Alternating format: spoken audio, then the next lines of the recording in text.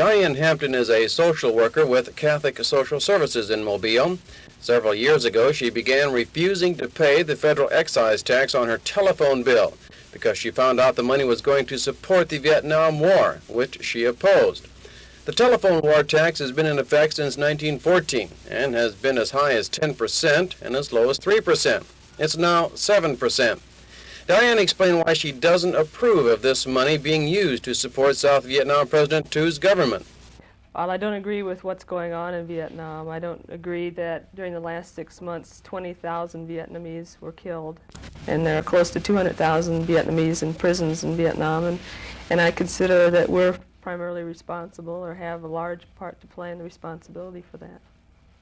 When she first refused to pay, the Internal Revenue Service threatened to garnish her wages. So she quit taking a salary and worked on a voluntary basis for over a year, depleting her and her friends' savings trying to beat the system.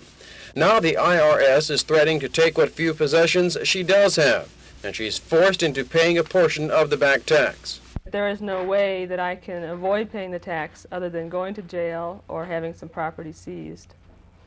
She has agreed to work for a salary again so she can get the money to pay the taxes.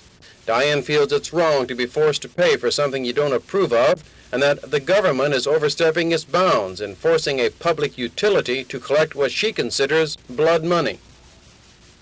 Ms. Hampton says that after she pays the tax tomorrow morning to the IRS here at the 951 Government Street office, that she'll immediately file a claim to try to get it all back.